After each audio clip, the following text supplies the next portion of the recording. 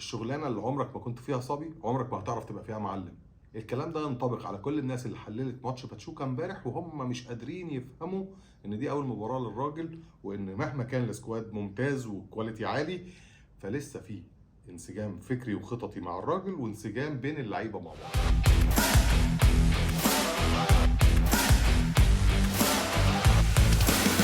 خلينا ندخل في الموضوع على طول ونقول ان الراجل له ملامح واضحه جدا على الرغم من انها لم تنجح. معنى ان افكارك لم تنجح في اول ظهور ليك امام الجمهور ان انت لا تمتلك افكار وان مالكش بصمه واضحه. اول بصمه واضحه هو اشتراك الشناوي في صناعه اللعب. اشتراك الشناوي اللي احنا كلنا عارفين ان كورته مش احسن حاجه في بناء اللعب من الخلف والاعتماد عليه في التغطيه في بعض الاحيان زي ما ظهر في الكوره اللي غطى من عليها وخرج بيها بالكوره ناحيه الشمال وبدا اللعب. ده شيء جديد على الشناوي ودي بصمه مدرب.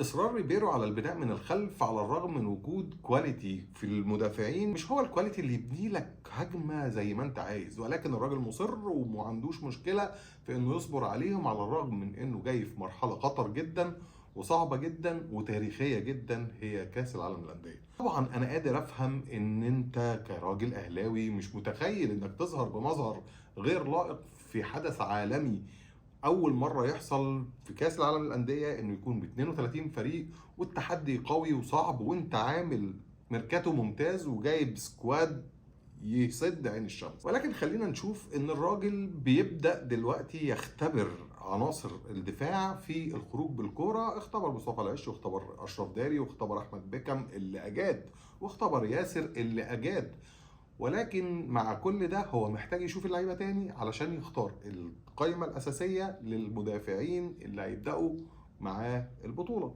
تعال نخش بقى على خط الوسط. في التشكيلتين اللي لعبوا امبارح دايما الراجل محافظ على وجود لاعب رقم 6 صريح جدا. في الشوط الاولاني كان مروان عطيه، في الشوط الثاني كان ديانج، مع وجود لاعب بيجيد لعب المركزين 6 و8 زي محمد بن رمضان في الشوط الاول وزي حمدي فتحي في الشوط الثاني. الراجل هنا بيقول انه لازم يكون عندي لاعب قادر يثبت مكانه ويدي حريه للناس تطلع، وعندي لاعب قادر يساعده وقادر كمان تحت مجريات اللعب وبذكاء الملعب يزيد ويكمل في الهجمات ويضيف للمهاجم. اهم حاجه واللي هتغربل كتير من اجنحتنا، الجناح لازم يرجع يدافع، الجناح لازم يرجع يساعد، الجناح ممكن يدخل في العمق علشان يدافع. ظهرت قوي في الجون اللي دخل فعلا في الجون اللي دخل فينا كان واضح ان الراجل قايل للاجنحه بتاعتك انك لازم تنزل مع اللاعب وتدافع وتحاول تساعد زمايلك في الدفاع. اشرف بن شرقي عمل ده على الرغم انه لم ينجح ولكنه عملها. اذا الراجل طالب حاجات من اللعيبه واللعيبه بتنفذها على الرغم من كونهم نجوم، وده شيء يقول لك ان الراجل صاحب شخصيه فارضها على نجوم بحجم اشرف بن شرقي اللاعب الممتاز جدا هجوميا واللي كلنا عارفين انه اسهاماته الدفاعيه اسهامات ضعيفه. تعال بقى نروح لاهم حاجه.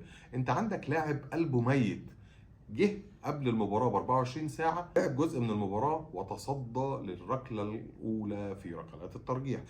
عارف انه مباراه وديه وعارف انها لا تمثل شيء مكسبها من خسارتها، ولكن احمد سيد زيزو يدخل على الركله الاولى في مباراه هي الاولى له مع النادي الاهلي بعد انتقاله من الغريم الزمالك.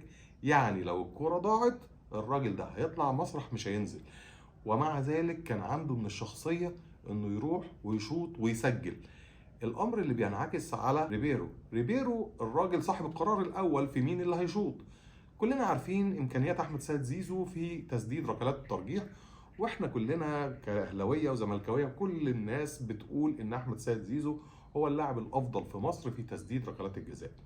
ولكن انت كراجل مدرب في ظهورك الاول ولاعب جاي لك من 24 ساعه وعليه لغط كبير جدا ودربكه حواليه وضغوط غير طبيعيه، بتديله الكرة الاولى فانت قلبك ميت اكتر من احمد سيد زيزو. الكرة اللي الراجل ده ناوي يلعبها كرة حلوه ولكن محتاجه صبر. هل احنا كجمهور النادي الاهلي هيصبر ولا هنضغط على الراجل ونزهقه ونزهق اللعيبه ونخليهم يلعبوا كوره معلبه زي اللي كان بيلعبها كولر؟ ده سؤال لازم نساله لنفسنا. اتمنى تقولوا لي اللي انتوا شايفينه في الكومنتات.